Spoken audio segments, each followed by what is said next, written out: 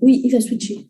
La scène vient de mettre à la place de la scène Addition, donc, qui est doctorant, qui est sociolinguiste de formation, qui fait sa thèse qui prépare sa thèse sur le berbère standard marocain.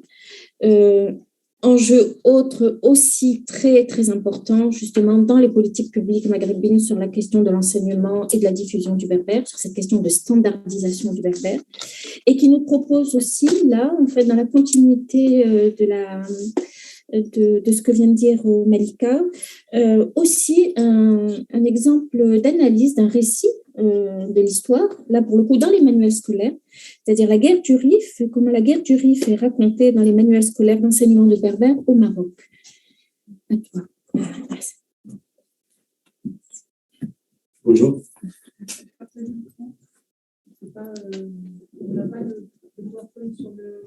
Alors, est-ce qu'il fait la même chose que tout à l'heure, en fait.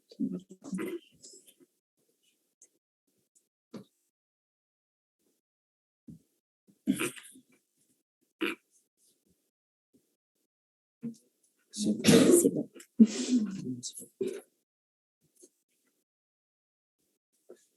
D'accord. Du coup, en plus de travailler sur la sociolinguistique et la sociodidactique, c'est mon premier colloque. Oui, faut le dire. Donc, je m'adresse à des spécialistes de domaine. Donc, je m'excuse si je ne maîtrise pas bien les concepts et les démarches des historiens. En fait, j'ai intitulé mon intervention « La guerre de Rif dans les manuels scolaires d'enseignement de berbère au Maroc ». C'est une étude qui vise à savoir comment cette guerre a été didactisée au Maroc, quelle narration les manuels scolaires contient, c'est une narration de cette guerre-là à l'école marocaine. Les objectifs et les questions de ma recherche. C'est bon. Tout d'abord, dans ce travail, je vise à savoir la place accordée à la guerre de Rif dans le curriculum et dans les manuels scolaires marocains, surtout ceux destinés à enseigner le berbère, parce que je travaille sur le berbère. Quel contenu historique ou bien quelle matière historique véhiculent ces manuels? Est-ce qu'ils transmettent la mémoire des combattants de la région de Rif? Et quelle vision de l'histoire véhiculent-ils? Voilà les questions de ma recherche. Pour ma méthodologie, donc, j'ai travaillé sur j'ai analysé le curriculum et plein de documents officiels marocains pour chercher des traces de la guerre de Rif dans le curriculum donc, élaboré par le ministre de l'Éducation nationale. Il s'appelle Kitab al-Abiyad, donc livre blanc. Et après, j'ai analysé les manuels scolaires et le corpus, c'était donc des documents officiels, comme je l'ai cité, comme le livre blanc, donc la charte de l'Éducation nationale, plein de circulaires et plus de 60 manuels scolaires, 236 textes pour chercher les traces de cette guerre de Rif. D'abord, je commence donc par une petite définition de curriculum. C'est quoi curriculum? Donc, c'est un document synthétique qui contient les finalités, les objectifs à atteindre à un niveau scolaire, les modalités d'évaluation, donc un programme scolaire. Tout ça, on l'appelle curriculum. Deuxième terme, ou bien deuxième concept de base de ma recherche, c'est le manuel scolaire. Un manuel scolaire, c'est un ouvrage didactique qui contient un savoir qui a subi une transposition didactique destiné à un niveau scolaire. J'ai cité cette définition pour vous parler de l'élaboration des manuels scolaires au Maroc, comment ça se fait en fait. Le ministre de l'Éducation nationale élabore un cahier de charges et après c'est un appel d'offres, tout le monde proposait son travail, pas tout le monde bien sûr, les spécialistes, et après ils choisissent ces manuels. Là, pour vous dire qu'il y a toujours un contrôle de l'État, donc un contrôle central de contenu des manuels scolaires. Un troisième concept de ma recherche, c'est Tifaouina Tamazir. Tifaouina Tamazir, c'est une série de manuels scolaires destinés à enseigner le berbère. L'enseignement des berbères au Maroc a commencé en 2003, donc c'est récent. Donc on n'a pas assez d'expérience dans l'enseignement des berbères. Ont été élaborés en collaboration entre le ministre de l'Éducation nationale et l'IRCAM, l'Institut royal de la culture amazigh. La spécificité du berbère, donc il n'y avait pas un appel d'offres, donc c'est pas ouvert à tout le monde. C'était un institut étatique qui était chargé d'élaborer ces manuels scolaires. Voilà la série de manuels scolaires. Il y en a 6 manuels scolaires, de la première à la 16e année. Donc, l'école première, il y a 6 ans. C'est pas comme ici en France, 5 ans. il y a des guides des enseignants qui accompagnent ces manuels scolaires. Après analyse de tous ces manuels scolaires-là et le curriculum, voilà les résultats de ma recherche. Tout d'abord, la guerre de Rif est quasiment absente dans le programme de la langue arabe, du français et même dans l'histoire. J'ai trouvé seulement 2 textes sur 236, c'est-à-dire même pas 1%, 0,80%. Dans le programme de l'histoire, on trouve des traces de la guerre de Rif dans le programme de la 3e année du collège. C'est-à-dire l'élève marocain doit attendre 9 ans à l'école pour entendre pour la première fois parler de la guerre de Rif. C'est manuel actuellement, je ne sais pas. Donc, finalement, donc, un manuel de Tamazert qui contient un texte qui présente la guerre de Rif. Il nous présente Abdelkrim al-Khattabi. Je vais l'analyser après, je vais vous présenter le texte. Dans ces séries de manuels scolaires Tifaouna Tamazert, il y a d'autres textes qui traitent l'histoire du Maroc. Ça, j'ai fait en comparaison, par exemple, avec la langue arabe et le français. On ne trouve pas les textes de l'histoire du Maroc. La plupart, c'est des textes sur le Moyen-Orient, c'est le Moyen-Orient, la cause palestinienne. Donc, en général, c'est pas l'histoire du Maroc. Voilà les 2 traces. Voilà le texte de... Non, pardon. C'est bon? La leçon de l'histoire, on trouve des traces de la guerre de Rif, une petite définition de Abdelkrim al-Khattabi, où il nous dit c'est un juriste. Ils étaient juristes à Milia. Après, il a géré les tribus de Rif contre l'invasion espagnole. Voilà, j'ai fait la traduction. Donc. Le deuxième texte, c'est dans le manuel de Tamazert. Voilà, c'est ayant Tifinagh, car on enseigne Tamazert au Maroc avec Tifinagh. C'est Abdelkrim al-Khattabi Anzbay Amqran, c'est-à-dire Abdelkrim al-Khattabi, le grand résistant.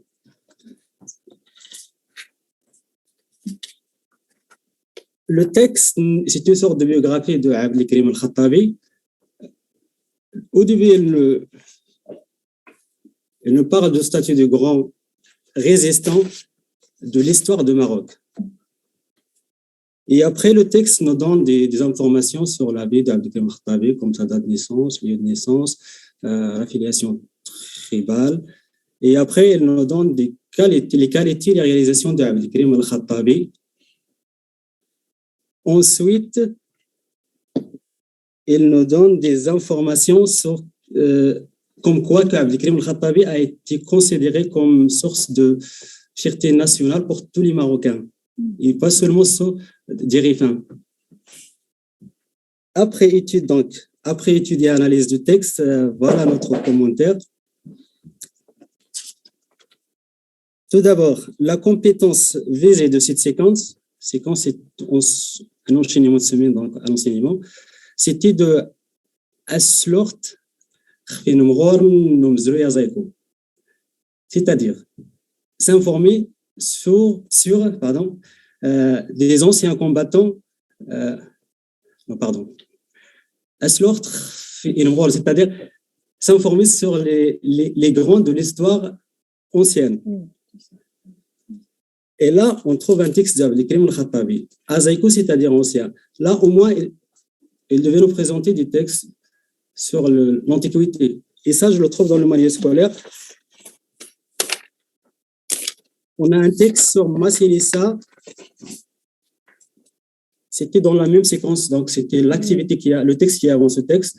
Et un autre texte sur Yoba, Djoba, Wissin. Dans cette même séquence, on trouve un texte de Abdelkrim al-Khattabi.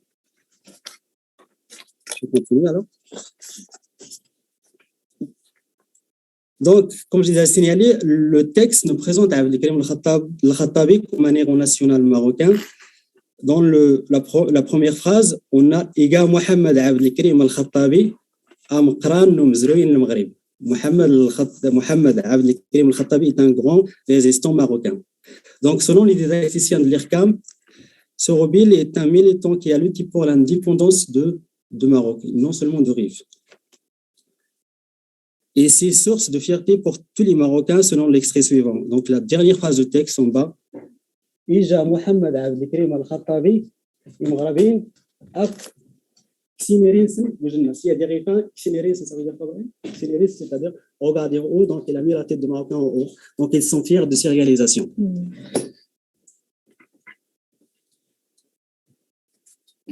J'avance. Donc, les rédacteurs donc, du texte choisissent, parmi les points que j'ai constaté, que les rédacteurs de texte choisissent des points à mettre en avant et des événements à négliger. Dans le texte, on ne parle pas de la République, de la phase où Abdelkrim a créé la République Rifin. Ils ont parlé seulement de comme quoi Abdelkrim al-Khattabi a réussi à unifier donc, et à gérer donc, les tribus Rifin et aller gérer dans le combat entre la France et l'Espagne. Parmi les points que j'ai constatés dans le texte aussi, la non-pertinence de la matière historique véhiculée, puisque dans le texte, il nous parle de qu'Abdelkrim al-Khattabi a réussi à stopper l'alliance franco-espagnole en 1923. Alors, donc, les références historiques que j'ai consultées, donc la France a intégré cette guerre en avril 1925. Je parle sous le contrôle, bien sûr, des historiens.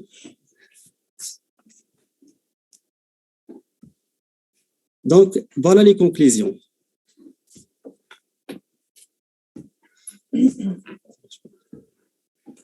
Donc, la guerre de Rif est marginalisée dans les programmes scolaires puisqu'on a seulement deux textes sur 230 textes. Je me suis renseigné, j'ai demandé à des enseignants pourquoi ce choix-là. Ils me disent la richesse de l'histoire du Maroc, si on veut parler de chaque étape de l'histoire du Maroc, il nous faut des milliers de manuels scolaires. Au moins, on a cité Abdelkrim al-Khattabi, c'est déjà pas mal. Ça sont parlé de programmes d'histoire, je vais parler après. On a aussi donc les 30% des programmes régionaux. Donc, le choix pédagogique du ministère de l'Éducation nationale, c'est on est obligé de respecter 70% de programmes nationaux. On a 30% de programme régional, là, tu peux changer, tu peux proposer des activités, bien sûr, en respectant les orientations officielles. Là, peut-être les enseignants vont proposer des activités sur la guerre de Rif, surtout dans le nord de Maroc. On a aussi le projet pédagogique personnel, soit de l'élève, soit de la classe, soit de toute l'école. Par exemple, moi, donc, j'étais enseignant au Maroc. Le projet que je proposais, c'était dans la région de Sud-Est, de Ouarzazate.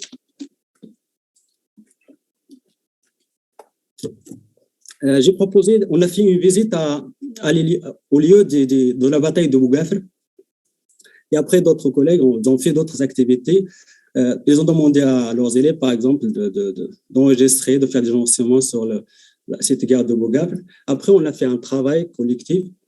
On ne l'a pas publié. Donc là, pour vous dire qu'on a aussi peut-être cette piste-là pour traiter cette guerre de Rif.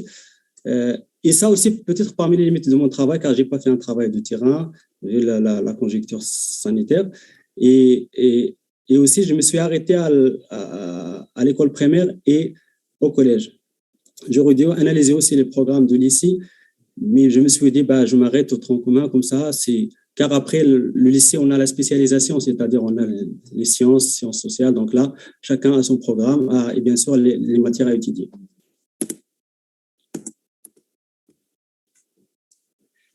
Pour le programme de l'histoire, j'ai analysé aussi le programme de l'histoire. En général, ce programme de l'histoire vise à familiariser donc l'apprenant avec les techniques de l'historien. Comment l'historien travaille. Je vais parler un peu de l'enseignement de l'histoire à l'école marocaine. L'enseignement de l'histoire commence à l'école marocaine à la 4e année. C'est comme le CMA ici en France.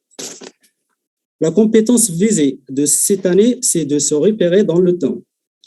Et après, la deuxième compétence, c'est l'observation et la lecture de patrimoine local. Là, on est au centre des techniques de l'historien, c'est-à-dire on ne s'intéresse pas au contenu. L'essentiel, c'est d'acquérir des techniques, des compétences de l'historien.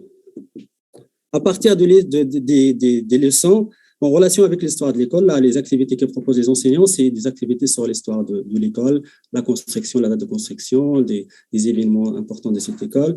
Et après, donc, l'histoire de la famille aussi, donc, demander aux élèves de chercher des données historiques de leur famille. Pour la 5e année, c'est-à-dire la 2e année d'enseignement de l'histoire, on a toujours la compétence se repérer dans l'histoire. En plus d'une nouvelle compétence, c'est l'analyse et le traitement d'un document historique. Là, vous voyez, on est toujours on ne s'intéresse pas au contenu, en fait. On donne de l'importance aux techniques de travail de l'historien. Et merci pour votre attention.